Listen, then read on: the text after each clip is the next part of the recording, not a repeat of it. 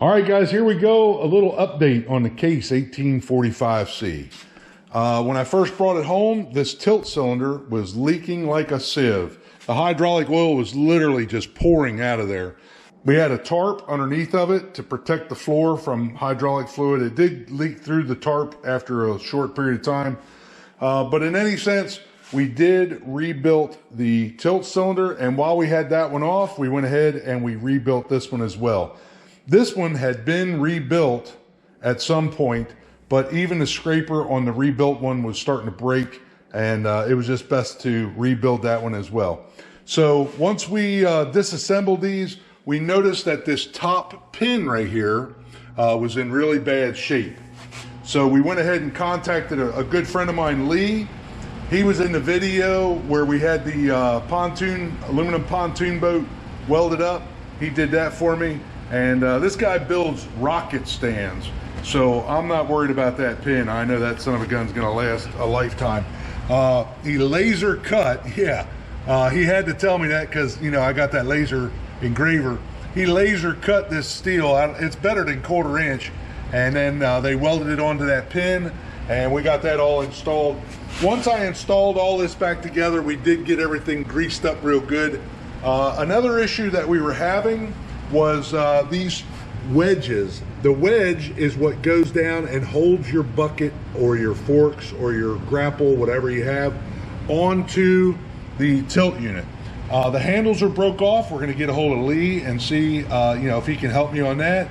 I don't think you can buy those handles by themselves. If anybody knows where I can buy these style handles, please let me know in a comment below. But if not, we're going to get Lee to weld some handles on there for us.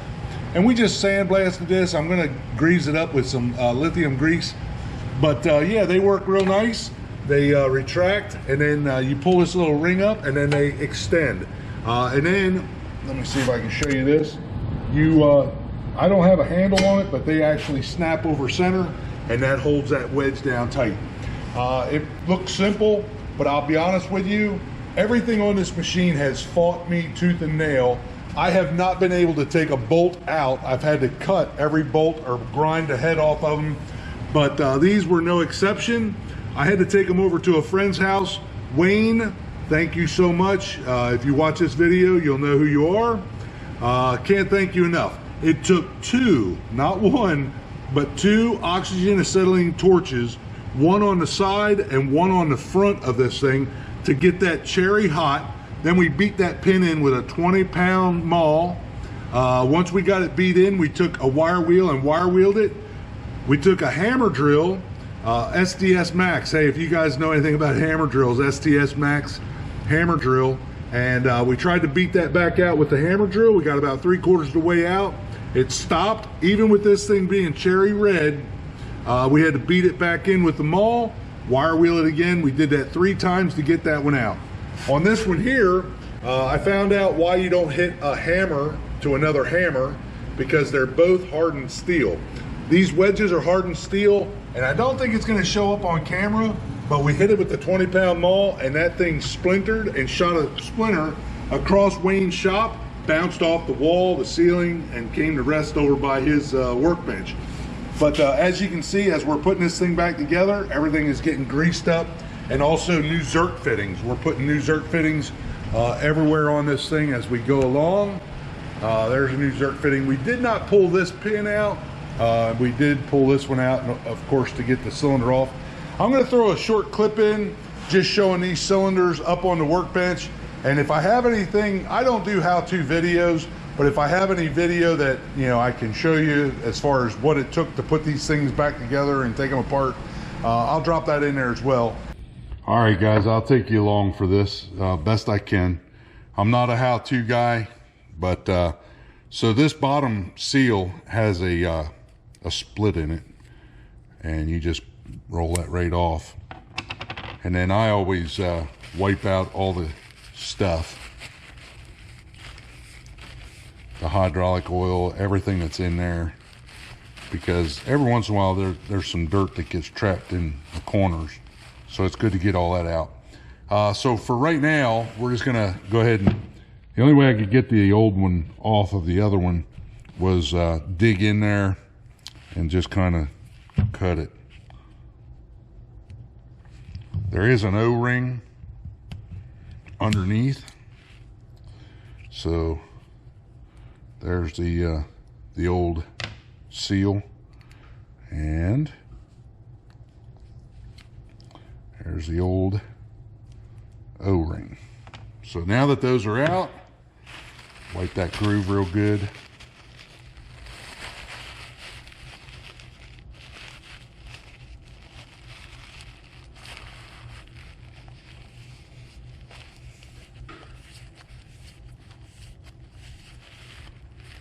And you can see that there's some black stuff on there.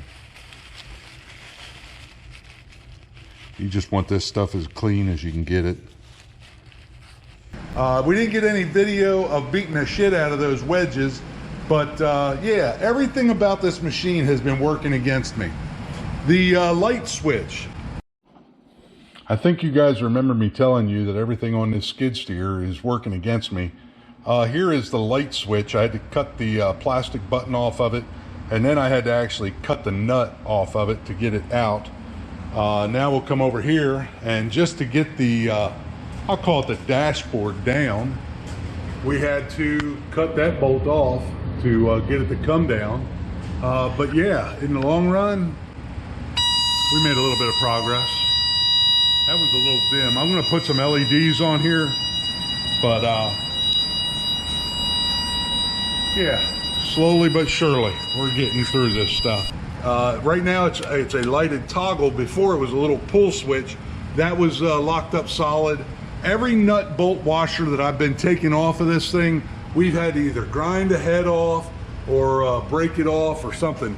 So this little dash panel is held on by a bolt here, a bolt there, and then up top you should be able to see a bolt up there somewhere. We actually had to grind the heads off and then drop this panel down. Once I dropped that panel down, we were able to install a new light switch. So that's working good. The current project is this.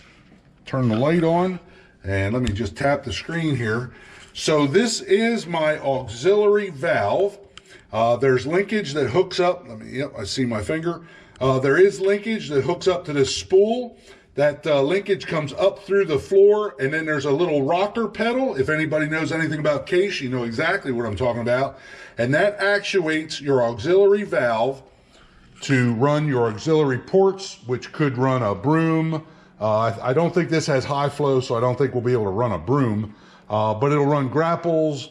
I'm not sure what all that runs, but yeah, auxiliary hydraulics on the front. This is the valve for it. And a buddy of mine, Brian, he's helped me out with a lot of different things, both with the Bobcat and now with this. He said, well, the spool doesn't get hung up. Most time it's the linkage that gets hung up.